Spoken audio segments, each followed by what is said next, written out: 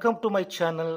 My ప్రియమైన మిత్రులారా, భారతదేశంలో గత 11 సంవత్సరాలుగా మతాలకి, కులాలకి సంబంధించి ద్వేషాలు, విద్వేషాలు రగులుకుంటున్నాయి. మనిషిని, జంతువుని వేరుపరిచే దాంట్లో ఒకటే ఒకటి ముఖ్యమైనది, అదే విచక్షణ. అంటే జంతువుకి లేని లక్షణం, మనిషికి మాత్రమే ఉన్న లక్షణం విచక్షణ, జ్ఞానం. అంటే ఏది మంచి, ఏది చెడు అన్నది తెలుసుకొని విశ్లేషించి దాని ద్వారా మంచినే చేయడం. విశ్లేషించి కేవలం చెడును మాత్రమే చేస్తే అది జంతు లక్షణం. అంటే జంతువుకి ఏం తెలియదు అది మంచి లక్షణమా చెడు లక్షణమా. వేటాడి తినడమే. ఆకలిస్తే వేటాడి సాటి జంతువుని చంపేసి తినడమే. కానీ మనిషికి విచక్షణ జ్ఞానం ఉంది. ఏది తినాలి, ఏది తినకూడదు, ఏది చెయ్యాలి, ఏది చేయకూడదు, ఏది మంచి, ఏది చెడు అన్న విచక్షణ జ్ఞానం మనిషికి ఉంటుంది. సో గత 11 సంవత్సరాలుగా ఈ భారతదేశంలో ఉన్న ఒక పార్టీ చేస్తున్న పని ఏంటంటే ఆ యొక్క విచక్షణ జ్ఞానాన్ని కోల్పోయేలా చేయటం. అంటే మనకి మంచి చెడుని విశ్లేషించి అర్థం చేసుకొని మనం మంచినే చేయాలన్న తత్వాన్ని మన బుర్రలో నుంచి తొలగించి వాళ్ళు ఏది చెబితే అది మంచి, అదే చెయ్యాలి అన్నట్టుగా మనల్ని తయారు చేస్తున్నారు. తయారు చేసేసారు కూడా. ముఖ్యంగా హిందువులు ఎవరైతే ఉన్నారో ఈ భారతదేశంలో వాళ్ళని ముందు ఏం చెప్పారంటే వాళ్ళని బాగా రెచ్చగొట్టారు.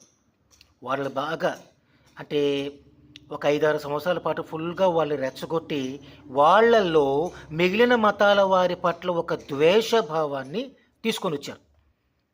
అంటే హిందువులకి ముస్లింల పట్ల, హిందువులకి క్రైస్తవుల పట్ల, ఇంకా చెప్పాలంటే హిందువుల్లోనే హిందువుల పట్ల కూడా విద్వేష భావాలు తీసుకొచ్చిన కుసంస్కారులు మన దేశంలో గత 10-11 సంవత్సరాల నుంచి ఉన్నారు. అయితే మనమందరం చదువుకున్నట్లయితే మనకి మనలో ఉన్న ఈ విచక్షణ జ్ఞానం మరింత ఎక్కువగా ఉంటుంది. అంటే ఏదైనా ఒక సంఘటన లేదా ఘటన పట్ల మనకి అది మంచిదా చెడుదా అని తెలుసుకోగలగాలంటే దాని పట్ల సంపూర్ణమైన అవగాహన మనకు ఉండాలి. సో అది చదువుకోవడం వల్ల వస్తుంది, న్యూస్ పేపర్స్ చదవడం వల్ల వస్తుంది, అలాగే ఈ యొక్క న్యూస్ ఛానల్స్ చూడడం వల్ల, జరిగిన దృశ్యాలను చూడడం వల్ల వాటి గురించిన సమాచారం మనకు తెలుస్తుంది. దాన్ని బట్టి మనం విశ్లేషణ చేసి సంఘటనని పూర్తిగా అర్థం చేసుకొని ఆ అవగాహన కొద్దీ మనం అది మంచి కాబట్టి చెయ్యాలి, అది చెడు అయితే చేయకూడదు అని మనం అనుకుంటాం. సో ఇప్పుడు ఏం చేస్తుందంటే అయితే మంచితనం తెలిసిన వాళ్ళు పెరుగుతూనే ఉన్నారు, విశ్లేషించి మంచిని తెలుసుకుంటూనే ఉన్నారు. సో కాబట్టి మనం మంచిని తెలుసుకోవడానికి సోర్స్ అయిన ఆ విద్యను కూడా చెడగొట్టడానికి చూస్తున్నారు. ఆ విద్యను కూడా మరి వాళ్ళు ఏటి చెబితే అదే విద్య, వాళ్ళు ఏటి చెబితే అదే మంచి, వాళ్ళు ఎవరిని శత్రువులు అని చెప్తే వాళ్ళే శత్రువులు, వారు ఎవరిని మనకు మిత్రువులు అని చెప్తే వాళ్ళే మనకు మిత్రువులు అని చెప్పి మన బుర్రలు పాడు చేస్తున్నారు. సో ప్రేక్షకులము లేదా వీక్షకులము లేదా మనుషులము లేదా ఈ భారతదేశం చేయాలంటే అలాంటి వాటికి దూరంగా ఉండాలి. అలా వాళ్ళ మాట వినొద్దు దయచేసి.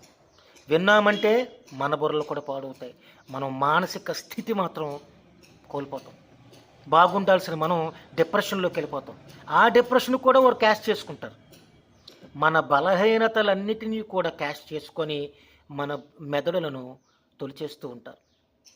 సో కాబట్టి రీసెంట్గా వస్తున్న వార్తల ప్రకారం క్రిస్టియానిటీ తగ్గిపోతుంది అని చెప్పి చాలా ఆనందంగా చెప్తున్నారు ప్రతి ఒక్కరూ కూడా.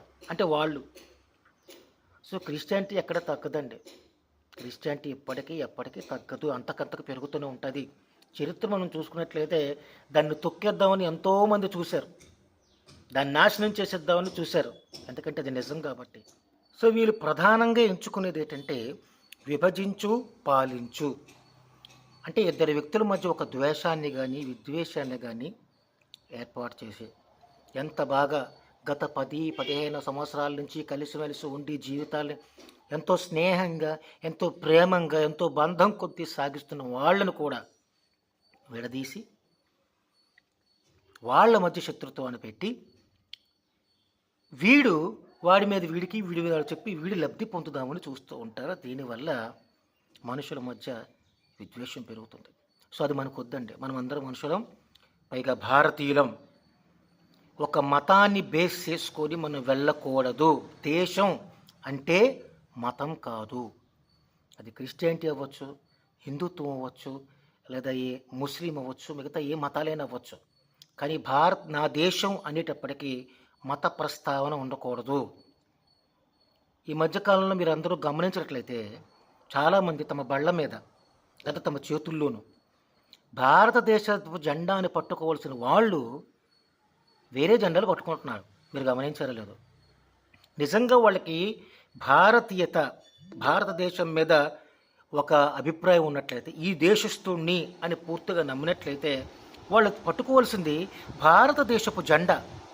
కానీ వాళ్ళు వేరే జెండాలు పట్టుకుంటున్నారు. దాన్ని బట్టి మనం అర్థం చేసుకోవచ్చు.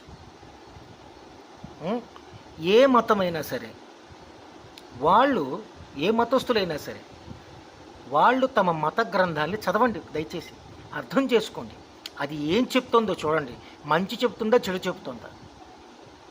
సో మనల్ని ఒక తప్పుడు అభిప్రాయంలోకి తీసుకువెళ్ళడానికి వీళ్ళందరూ ప్రయత్నాలు చేస్తున్నారు. కాబట్టి భారతదేశ ప్రజలందరికీ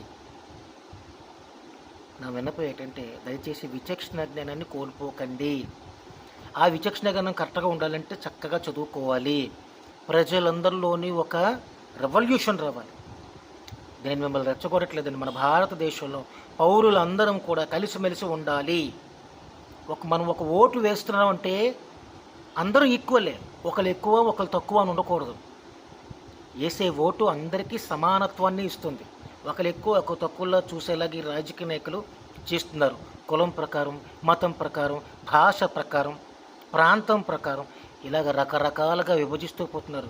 మన భారతదేశం భిన్నత్వంలో ఏకత్వం కలిగిన దేశం. రకరకాల భాషల వారు ఉన్నప్పటికీ, రకరకాల ప్రాంతీయ యాసలు ఉన్నప్పటికీ, ప్రాంతాల వారు ఉన్నప్పటికీ అందరం కలిసిమెలిసి ఉంటాం.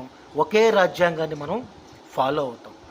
సో రాజ్యాంగాన్ని కూడా మార్చే పరిస్థితులు వస్తున్నాయి. కాబట్టి హిందువులు కావచ్చు, ముస్లిమ్స్ కావచ్చు, క్రైస్తవులు కావచ్చు, అందరూ కలిసిమెలిసి ఉందాం. మళ్ళీ వీళ్ళందరూ అంటారు ఈ సెక్యులర్ అని చెప్పి. సెక్యులర్ వాళ్ళకి పడదలకి ఒకే నేషన్, ఒకే భాష, ఒకే ఇది అన్నీ ఒకటే అంటారు. అంటే ప్రపంచంలో ఒకే మనిషి ఉండాలంటారా? ఈ భారతదేశంలో ఒకే మనిషి ఉండాలంటారా? ఒక రాష్ట్రంలో ఒక మనిషే ఉండాలంటారా? అది కూడా వీళ్ళు చెప్పిందే ఉండాలంటారా? ఇదంతా పక్కన పెడితే గత 2000 సంవత్సరాలు, పోనీ 100 సంవత్సరాలు అనుకుందాం. గత 100 సంవత్సరాల నుంచి వాళ్ళ తారక శిష్యుల్ని పెంచుకుంటూ వెళ్తున్నారు. వాళ్ళు చేస్తుంది చెడు. వాళ్ళు తమ శిష్యుల్ని పెంచుకుంటూ వెళుతున్నారు. కానీ మంచివాళ్ళమైన భారతీయులు తోటి భారతీయుల మీద శత్రుత్వాన్ని పెంచుకుంటూ వెళుతున్నాం. మన భారతదేశ రాజ్యాంగాన్ని అందరం పాటించాల్సిన మనం దాన్ని కాదని వేరేగా చూస్తున్నాం. వేరే రూల్స్ పాటిస్తున్నాం. వద్దండి, మనకు అదంతా వద్దు. మన రాజ్యాంగాన్ని మనం కాపాడుకోవాలి. ప్రతి ఒక్కరి బాధ్యత. దయచేసి ఆ బాధ్యతను కలిగి ప్రతి ఒక్క పౌరుడు ఉంటారని, అది హిందువులు కావచ్చు, ముస్లిమ్స్ కావచ్చు, క్రిస్టియన్స్ కావచ్చు, మరే ఇతర మతస్థులు కావచ్చు. ఇక్కడ మతం ప్రాతిపదిక కాదు. నా దేశం, నా భారతదేశం ఇండియా, దాన్ని నేను కాపాడుకోవాలి. ఇండియా అంటే మట్టి కాదు. ఇండియా అంటే మనుషుల మధ్య ప్రేమ స్వభావం ఉండాలి. ఒకరు ఆప్యాయతని కలిగి ఉండాలి. సో కాబట్టి మనం అందరం కలిసిమెలిసి ఉందాం. ఇటువంటి వాటికి దూరంగా ఉందాం. మత ప్రస్తావనలు మన మధ్య వద్దు. Thank you for watching my video. Subscribe చేయండి, లైక్ చేయండి, షేర్ చేయండి, కామెంట్ చేయండి. జై హింద్.